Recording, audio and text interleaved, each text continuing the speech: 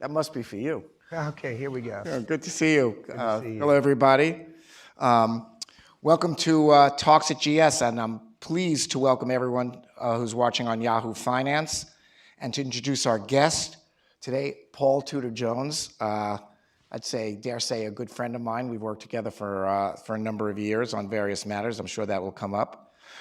Paul was born and raised in Memphis, Tennessee, so the accent is, which has worked very, very well for him, is not a put-on. Still here. Not a put-on. In 1980, 4 years after graduating from the University of Virginia, just 4 years, he went from trading cotton futures to founding his own hedge fund, Tudor Investment Corp. In 1988, he founded the Robin Hood Foundation, a nonprofit dedicated to alleviating poverty in New York City. And in 2013, he co-founded Just Capital, a nonprofit dedicated to building a marketplace that better reflects the priorities of the American people. Now, that is some sketchy thing, and there's a lot to fill in between. And so let's start. And I think the first thing I just want to ask, and just for the benefit of the people here and a lot of young people who are in the early stages of their career, you get out of school, you trade cotton. I think, did you work for a firm at all? I went to work for E.F. Hutton. E.F. Hutton, that sounds so conventional. Yes. No one here gets the joke, right? Yes, that's right. There was this great commercial when E.F. Hutton talks, and then it'd be like a flash mob. Yeah. Everybody listens. Yeah, it's like Superman changing in a phone booth. Yeah. What's that? Yeah. Phone booth. So you go on the floor, cotton futures, very rough and tumble. You go, you do well, you start it. Tell me, how did you become who you are? Well, it's funny. I got to be a trader probably because when I was really, really young, I was a game fanatic. I played every single game that there was: Monopoly, Life, Parcheesi, poker. I used to play hours of solitaire. I just loved playing games. And so... You're very competitive in solitaire? Everything. Well... Oh gosh, there's a lot of things I can say, but I won't. Thank God, I see the head of my investor relations here is going, be calm. Remember, there's a lot. This is a public venue. Don't be yourself. Yes, whatever you do, don't be. That's what I get. Whenever I walk out, whatever you do, don't be yourself. So anyway, I played a whole bunch of games. Chess. Backgammon when I was older. When I was in college, I was the bookie in our fraternity. So I had, by the time I graduated from college, I already had probably at least a master's in probabilistic theory. And so when I was in college, I had no idea what I wanted to do other than drink beer. And that I was extraordinarily good at. So I think it was February of my senior year. The guy that I inherited the book from said to me, oh man, and his name was Bob Wilson of Wilson, Arkansas. Robert Ely Wilson V of Wilson, Arkansas. He said, you gotta try this soybean futures. I'm back and we're hedging up. They had a huge plantation at the time in Arkansas. We're hedging up our soybean crop, and this makes football gambling just pale in comparison. And then literally that weekend, I read a story on a guy named Richard Dennis, who was the biggest local at the Board of Trade. And then he used to say that he did his best trading when he was hungover because there was no emotion. And I thought, this is starting to get close to what I'm culturally pretty good at. It's so funny. What I found in life, I heard, I was home last night with my kids who are 21 and 28, and we listened to the commencement address from Stanford this year, and his first name was Sterling. He's the actor, the black actor on This Is Us. What's his last name? Sterling Brown. Sterling Brown said, the secret to happy life is not to have a career or a profession or to want to go do this, but to have a calling. And so for me, I think in everything that I've done, it has been a calling. It's drawn me, something's drawn me to it, rather than me thinking, gee, I've got to go there. And I think it's a really profound concept that let life pull you in the direction that just comes naturally, and you're going to find that perfect intersection of purpose and happiness. And so, now just, when you were contrary, were you a local? So I started out On the floor or above? I started out as Not that anybody knows what this means anymore. right. Well, that's actually a really interesting point. Being a local back then. These are the people who stood in the pits. Yeah. And everybody saw the movie Trading Places, and they waved their arms, and they say So that actually, if I think back, that might be the biggest miss that I had in my career was, and we'll get to that in a second, but I started out working as a broker, and back then it was great because 21 years old, they come in, you take the Series 7, it literally took 2 weeks to study and pass it, and then they hand you, back then they handed you, at least in the commodity division, E.F. Hutton, this gave me a book on technical analysis of stock trends by McGee and Edwards. Yep. He told me, read that. I read it. Go home, read it again. I read it. Go home, read it again. I read it. He goes, you're ready to trade. You're ready to open accounts. So I'd say within 4 weeks, I was trying to talk my parents' friends into opening accounts and let me trade. And at 21, it was literally hilarious. But that's how I started. And then ultimately, as I started trading these accounts, the guy that I worked for that originally hired me was the greatest cotton speculator in the world. His name was Eli Tullis, so he'd sent me to New York City. I guess I was up here for 6 months working on the floor. Then I went back to New Orleans. That's another long story. Came back to New York. And during that period of time, I enjoyed so much the interaction with all my customers. I've always been, I think, a sociable person, so I enjoyed that so much. That we were making money and talking to them all the time. But then after a while, I realized I could do so much better if I just traded for myself, because the commissions back then were, and this is going to make you really excited, were $90 a contract. Can you imagine that? Yeah. And what is it now? You could trade $40,000 for $90 today. Yes, exactly. So it was $90 a contract, and I realized I could go trade for myself and clear.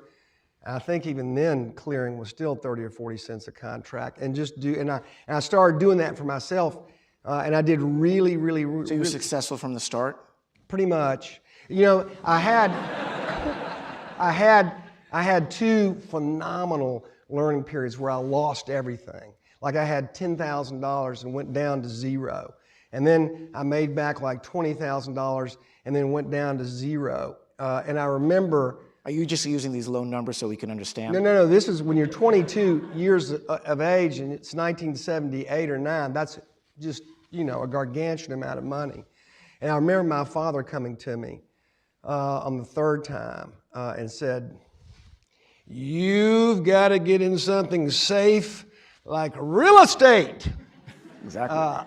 Lending. I said, no, I'm going to stick with this. And the rest is history. But I guess the point was, it was so funny. I guess by 1980, I was doing pretty well. And in 1980, I thought my father kept going, you've got to do something respectable. So I applied to Harvard Business School and got in. And I was thinking, okay, I'm going to go up there, and what is this place going to teach me? I was probably making a couple of $1 million a year trading my own account, which was a fortune back then. And the weekend before I was supposed to go, I was loading up the U-Haul to drive to Boston and just said, this is crazy. They're not going to teach me anything about this, and this may disappear. And so I never went and continued trading. But I started my hedge fund. You get back to the point, the one thing about trading for yourself, I got so lonely. I really did. I was doing real well, but I was so lonely. And back then, the cotton exchange closed at 3. I'd go home I'd do all my charts and stuff, go home at 4:30, watch Star Trek, and that was kind of my life. It was not, it was financially fulfilling, but it was unfulfilling in every other every other way. What So, about the intellectual satisfaction of talking to the other locals? yeah, right. That was why that ended up being the greatest mass extinction in my lifetime. That would be my one biggest, if I had one regret, it was, there were probably 100,000 people like me, if you think about the 80s, that were floor traders The on. ecosystem was big. It was enormous, and it probably supported, I would say, something in the neighborhood of $5 to $10 billion in profits, even not evenly distributed, certainly not evenly distributed, but distributed over that ecosystem. And then along came electronic trading, and it was really interesting because there literally was a mass extinction of entire profession, and it happened so slowly and incrementally that no one ever saw it. And it was really kind of the precursor of what's happening today, in the sense that we took all those profits, which were being distributed in an egalitarian fashion, or certainly some kind of distributed fashion, and then we compressed them. And I would say there's probably 3 or 4 firms, 2 or 3, Renaissance would have been one of them, and D.E. Shaw. Those companies really took that entire profit structure, or that profit ecosystem, and then... Or the inefficiency that they were getting paid for, which was just a kind of an inefficiency and a burden on the market, just went into a different place. It only shifted. I wouldn't call it inefficiency. It's just the transactional nature of being a liquidity provider. It went from being distributed among 100,000 people to being distributed, say, among 1,000 people. And that was the power of the computer, right? And so we're obviously facing that daily today as the economy changes and morphs. And you're seeing that right now with this massive income stratification too, right? As the people who have the quant skills are able to do at scale what it used to took, tens, hundreds, thousands of humans to do. Well, you could see that, now you have Uber has displaced how many taxi drivers? Right. So the valuation of Uber, which, 50, 60, whatever you think it's worth, is valuation that attaches to how many venture capitalists versus how many hundreds of thousands of taxi drivers that don't have an income. Right. And so that's another form, that's just an example that repeats over and over. On the other hand, that ecosystem that used to be on Wall Street, and you might as well, put in the specialist system as well, they all found Same jobs. thing. But They did. They all found jobs. So anyway, just to go, so you start your hedge fund, and let me just take you to 1987. That was a big moment for you, the year of the great crash. Well, the crash of '87 was really interesting, just because the crash of '87 probably never would have happened except for, again, the market infrastructure at that point in time. I remember, because I started out in '76 trading commodities, and so for 120 years, all commodity futures had limits. And I remember so many times in the late '70s, early '80s, where the cotton market would be limit up, or the soybean market would be limit up, because that was the allowable amount that prices could move. And they would not let them go anymore because they knew the irrationality of human nature and the possibility of what a mob can do to anything. So they had limits. Now, financial futures come along. Here's a funny story. Do you know I tried to work for Goldman in 1984?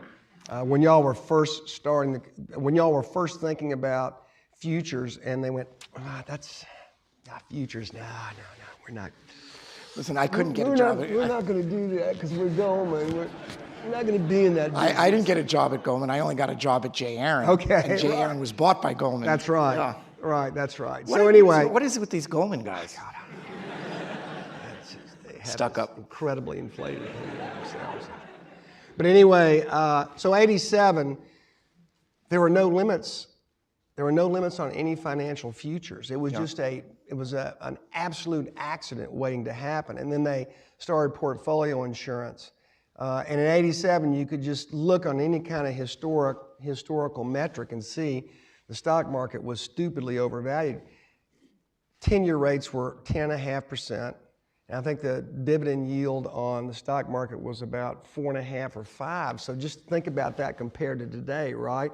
$500 basis point would have 10-year rates right now at something like 7.25, 7.5. The forward prices of stock would have been a hell of a Yeah, lot lower exactly. than But they weren't then. And so when the market finally broke, I mean, the one thing that I would say I've learned the past 40 years is these, price patterns and price stories. It's the same old story so often, just with different characters, different times, different plots. And so that looked a lot like 1929 to me.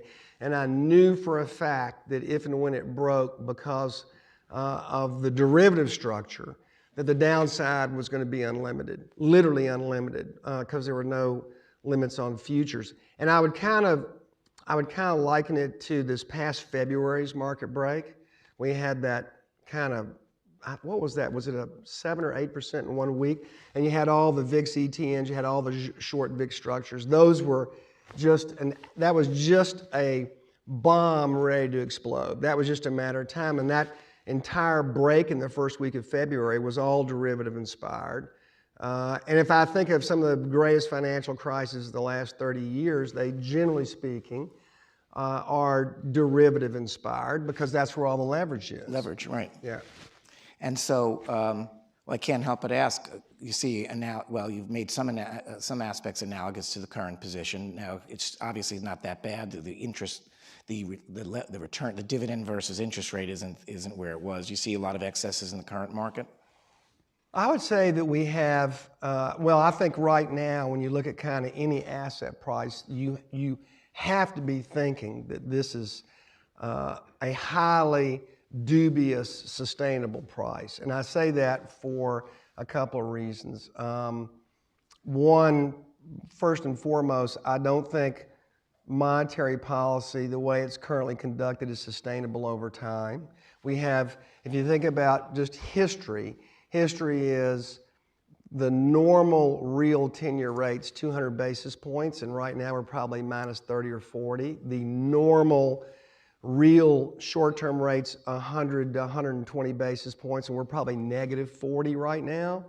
So clearly, interest rate policy is crazy. Like if you had just parachuted in and said we have a 3.8% unemployment, 2.8% CPI, what are rates? You just 4.5 or 5 or something like that. So rates ultimately are not sustainable because ultimately, much like the late 60s, we had Operation Twist in the 50s and 60s where we manipulated interest rates and had low real rates. And then everyone kind of in the 60s got used to zero rates, zero real rates, and that set us up for the 70s. And so I think we're doing the same thing again. So I don't think monetary policy is sustainable, and clearly fiscal policy. Are you kidding me? We're going to be 4 this year, add 0.5% every year for the next 5 or 6 years. We'll be at 7 in 3 years.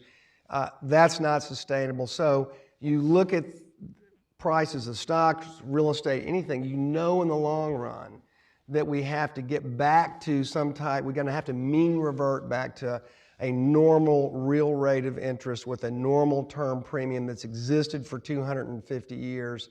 We're going to have to get back to that. We're going to have to get back to a sustainable fiscal policy. And that probably means price of assets go down in the very long run. Now, the short run, it's just Lighter fluid on a fire. I was going to say jacked up, ready Yes. to go. Flare. That's flare. right. Yeah. It's it's kind of amazing, but it's pouring lighter fluid on an already lit fire. Two problems with that. One is it flares, and the other problem is you don't have the lighter fluid left for when you need it. So it'll be. So if just imagine the next recession comes. What do you do? Oh my God, it's going to be interesting. This will be. Where are you going to be when that happens? Well, hopefully I'll have been really short. Oh yeah. So that's a very good question. The next recession's really frightening because we don't have any stabilizers. We'll have monetary policy, which will exhaust very quickly, but we don't have any fiscal stabilizers. In 2000, the last time we were at 3.8% unemployment, we had a 2.5% budget surplus. Yeah. I guess the hope is from the guys who are putting out the policy is that that the rate of growth grows to a point where it just solves the problem. It doesn't. It seems like a stretch, but that's the claim. You're laughing. I have to You're say. laughing. I have to say it for equal. You could have said that to me when Reagan was president. Yeah. But okay. So listen. So we go your career as a trader, but you have another career simultaneous for which I'd have to say you are very, very famous in a narrow place, but you've had a much bigger effect on people, I would say, in your other career, which is that of a philanthropist. And I'd say that that's a highfalutin expression, except you started being a philanthropist probably around the same time you started your firm, maybe even earlier. Could you take us through that stage? And I brought up to you that I remember at the time there was this novel idea that, who's the person who originated the I Have a Dream? Gene Lang. Gene Lang came up where he adopted a kindergarten class and he pledged to support those kids through college if they stuck to it. And then right after it, I heard about it. There's this young guy my age, where the heck was I, who also did it, and that was Paul Jones. So I remember I was at home I'm in my apartment in my couch, and I think I was 32 or 33, and I saw the 60 Minutes piece on I Have a Dream. And again, that was a calling. I saw that and I went, I can do that. I can do that tomorrow. And I called Gene Lang the next day because I felt at that point in time that there was something really missing in my life. I grew up, probably like your family, I think acts of kindness were, it's like brushing your teeth with my mother and father. So they were always that way. When I saw that 60 Minutes piece, it was very resonant with me. I called Gene Lang. I adopted this class, and I remember they had this meeting where everyone was going to get a borough. I think there were 5 of us, and I got late, and so they gave me Bed-Stuy, do or die. I'm from East New York, so I grew up there. It was all anyway. So that became a long-term love affair between me and Bed-Stuy, and I adopted this class, and wow, that was such an eye-opening experience because I had no skill, no sociological skills, no insights, no idea, no anything. All I had was You're from Memphis, so crying out loud. Okay, so I'm gonna let What do you that know go. about Bedford-Stuyvesant? It's true, actually, particularly in Bed-Stuy. So anyway, I went there and. Boy, 3 years in, it was wild because all of a sudden we lost some kids to violence. We had a significant proportion of our... How many kids you start with? We had 86, and so I had no idea what I was doing. And I say 3 years in, it was really evident that I was way over my head. And our scores were not improving at school. We'd have report card night every quarter, and our scores never got any better. And one of the reasons we had an after-school program, but our after-school program was more around kind of touchy-feely. We'd play sports and stuff like that. I mean, literally had no idea whatsoever. And then we started having, I would say about 4 years in. We started having some young mothers in the program, and it was just really overwhelming. How many kids made it to college? I think we ended up getting 31 into college, and I think we ended up, which would be about 4 times the neighborhood rate. And then I think we ended up graduating about half of that class. And that was actually the crucible that was so important for me on my journey, because I learned there was a huge difference between effort and outcome. Because I'd put so much, gosh, I think we were probably spending $4,000 or $5,000 per kid per year with nothing. When I say nothing to show for it, the metrics that you'd look for, right? The academic scores, grade matriculation, attendance, dropouts. We weren't improving on any of that because there was no focus and there was no delineation of what the mission was, and there was no understanding between us and the kids. We weren't providing them the support that they needed, and their environment, the background noise was so great that just being their friend and just giving them promises wasn't enough to overcome a really challenging environment they grew up in. So that was, I think the I Have a Dream experience was really informative for what we ended up doing in Robin Hood. Because it taught you to focus on outcomes and not just to appreciate the effort, but not to reward the outcomes. It's not that it's irrelevant, but you really have to be so goal-oriented, and you have to have milestones along the way, and you have to hold yourself accountable. And all those things I learned really early on. But I loved the idea, and I loved the class, and I kept adopting classes all the way through until I'd say the mid-'90s. And then the mid-'90s were disappointing because all the classes in the after-school program that stayed with us were literally 90% girls.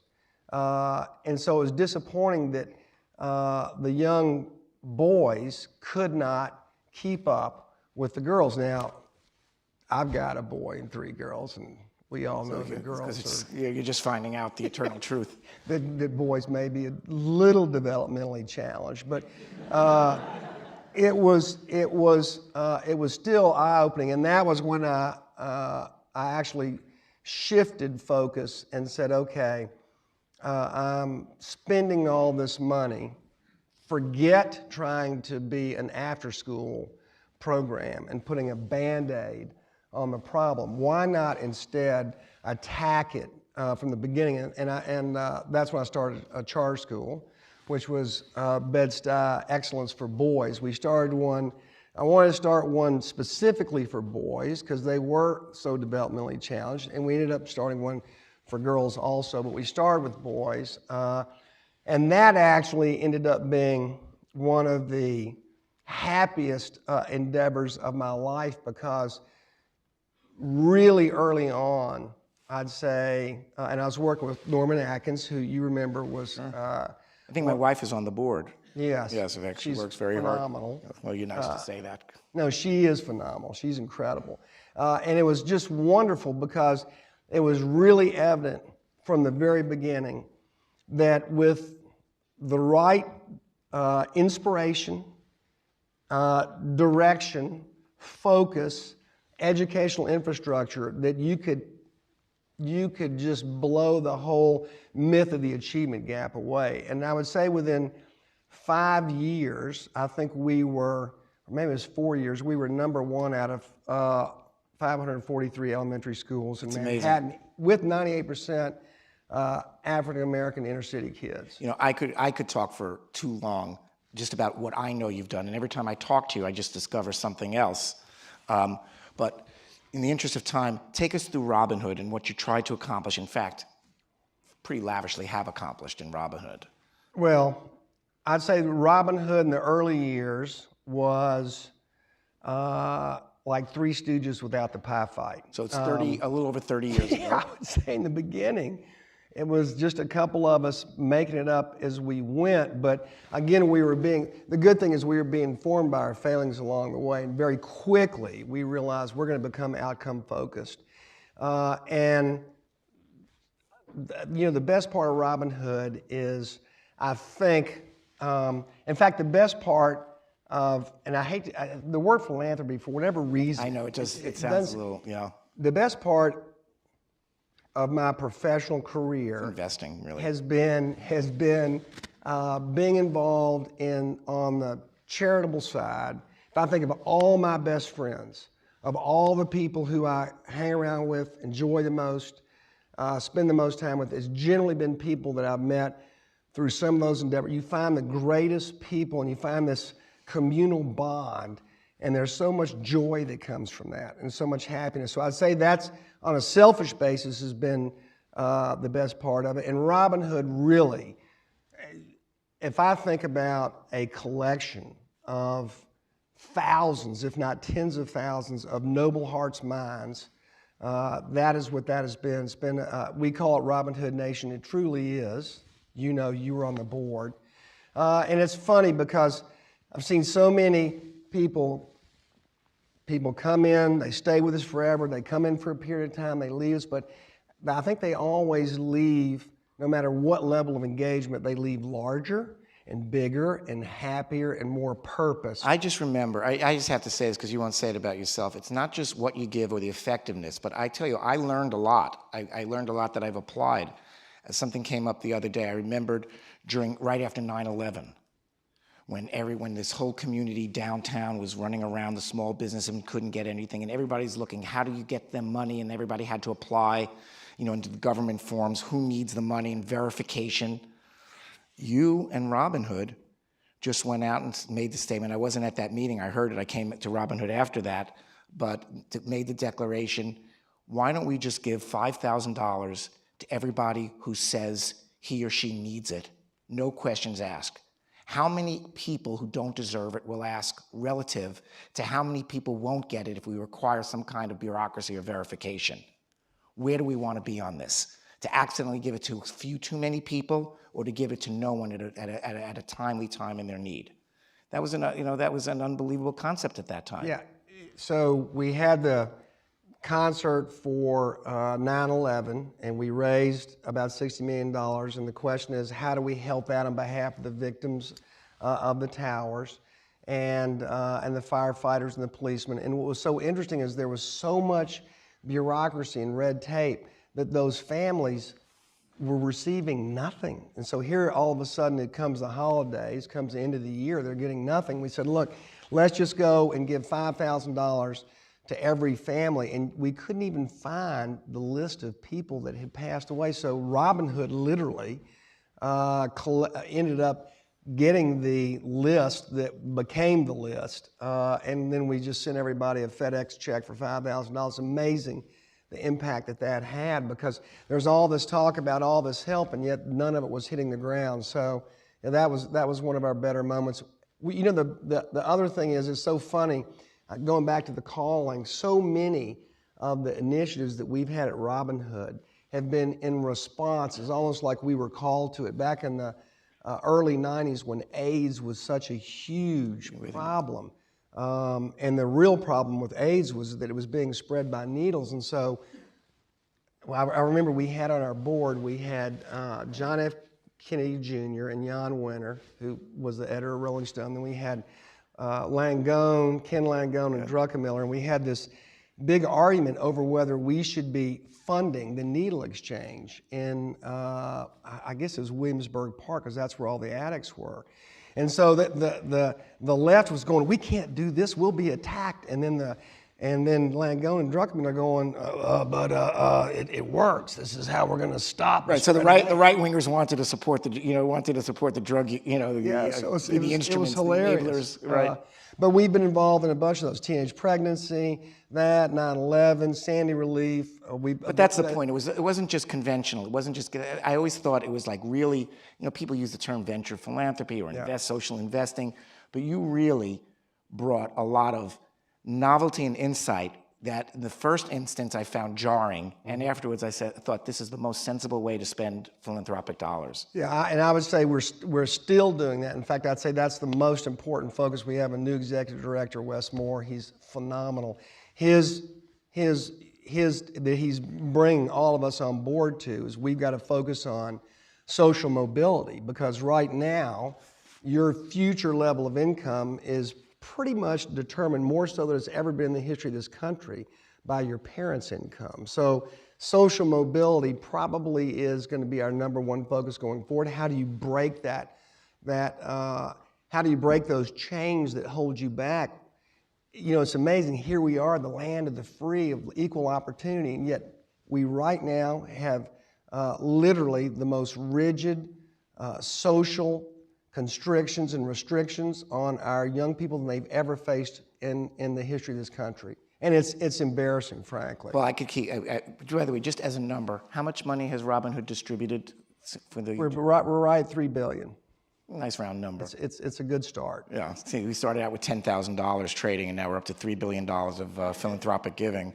I love this topic, but I want to talk about just capital, which is what I refer to as your wholesale kind of institutional approach to this, which I think is very important. Give you a chance before we lose our Yahoo audience. Okay, so just that was another calling. The last thing I wanted to do was get involved in another not-for-profit. Deepak Chopra calls me up and said, Paul, I have this student and he has this idea, and the idea is, why can't corporations be a force for goodness? Why can't they use their capital, human and financial, for just causes, just capital, if you will?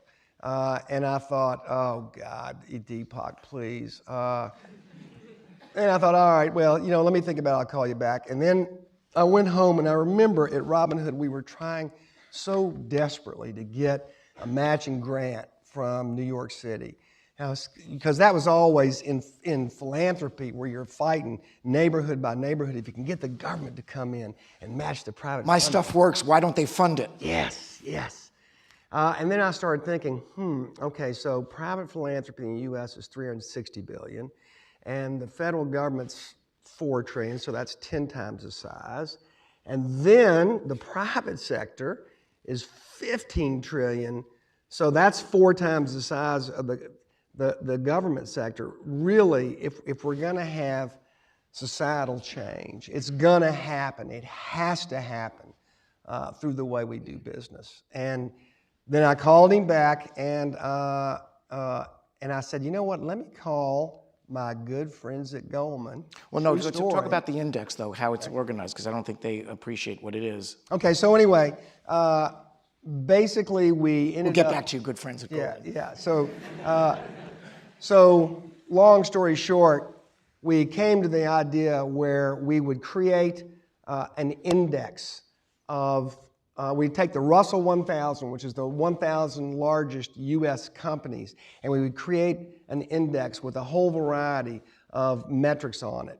And the index, we kept thinking, oh, Lord, if we create it, we're going to be accused of some type of bias. And so the secret sauce of JUST is that we go to the American people, and we poll them every year. What's important to you? And we ask them, blank sheet of paper, tell us what you think is important for corporate justness. And the amazing thing is the American people have an incredible story to tell, and it's totally different than the way Wall Street operates. And no better example of that was that when I talked to you last week, I said, how you doing? And going, well, I said, when are you going to retire? And you said, oh God, 43 quarters of earnings reports. I just don't know. I love it so 48. much.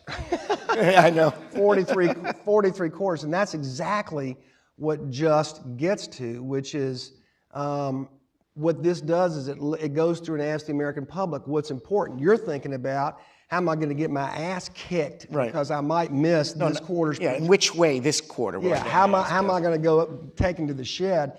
And the American public says, no.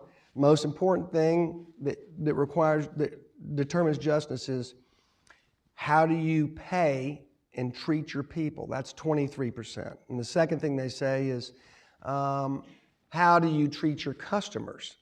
The third thing is, are your products, do you make quality products at a good cost, and are they socially beneficial? Fourth is, are your operations environmentally sustainable? Fifth is, are you helping out with local communities? Sixth is domestic job creation. Are you creating jobs that give people a financial sense of well-being? And finally, seventh, and it's in single digits, is how are you serving the interest of your shareholders and management? And that's wild when you think about it, because here's the American public that thinks shareholders getting profits clocks in at 7%, when we know the way Wall Street's managed is 85% of what we do. And you found a correlation between the best ranked companies and financial success. And which is the amazing thing kind of is, convenient. So there's actually a fantastic story here, in that the top 50% of that Russell 1000 that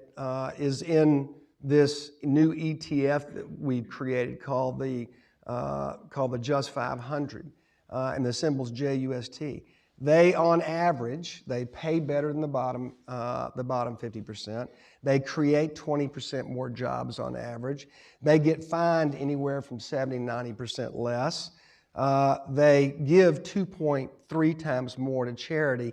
And the real kicker is they earn 7% more ROE on average. So if you follow what the American public says are the most important things, then you end up not only being just, but you also end up being more profitable. Now, we can discuss why that is, and of course, one of the reasons why that is because if the biggest metric is employee pay and treatment, obviously those companies that are at the forefront of whatever the evolving economy are probably have the highest skilled, most motivated workforce that's making great products and treating customers well. So it's a really simple business model that actually has a ton of alpha in it. So I do think it's important that we, as a society, rethink the old definition of capitalism, which Milton Friedman famously espoused, and he said,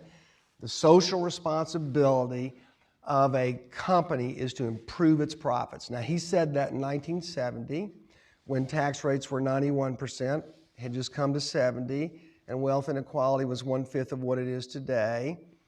But actually, what he said, and it's so funny, the last movie I saw was, I went back and watched Wall Street, where Gordon Gekko famously said, greed is good, greed is what makes the country great, blah, blah, blah. And I think that was the rallying cry for years of my generation, right? That was probably the high watermark of greed when that movie came out. Well, you know, or the success of greed. So the interesting thing about 1985 is that since then, since that time, the bottom 90% of Americans owned 35% of the wealth then. Today, that bottom 90% owns 23% of the wealth, and that 12 has gone to the top 1/10 of 1%. Sure. So something. Who might that be? But I'm just saying, do we think this is a sustainable? No. Is this definition of capitalism sustainable? And it will be reversed by hook or by crook. yeah, one way or the other. I think Marie Antoinette would Yes, be a great exactly. example of no, it's probably not. And it's funny because the father of capitalism was Adam Smith, and Adam Smith said, if justice is removed, the great immense fabric of society will in a moment dissipate into atoms. And I think if we just think about what's happened over the past 30 years, that's not just. And hopefully what this little idea here is, through social norming, through changing people's perceptions, every culture is based on what our peers think is right. So there's more than just an end. You can get back to your good friends at Goldman now if you like.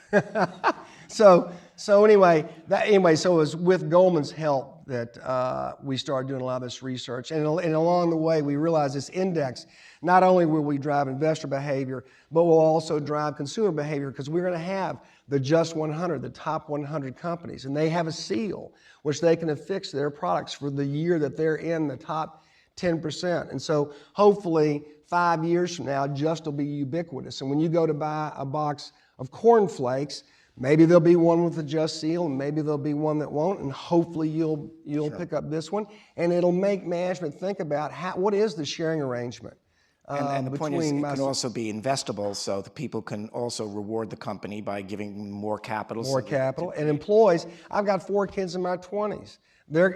Anybody can go to our website right now and look at the top 1,000 companies in America and see how they rank on metrics. Goldman, you'll be happy to know, is I think 65 out of 1,000. Oh my God, we're such strivers. That's terrible. So you'll be able to look and you'll be able to see how that company scores on a variety of metrics, and you can vote with your feet where you want to work.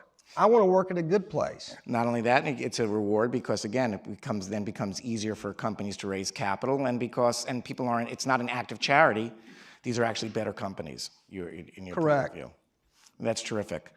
I think we're going to turn it over. Let me ask you. It's at 3:45. Do we lose our audience, for our streaming audience? What does that mean? Yes. Okay. I want to thank the people at Yahoo for streaming the conversation so far. So thank you very much, and thank you very much, Paul. Thank you.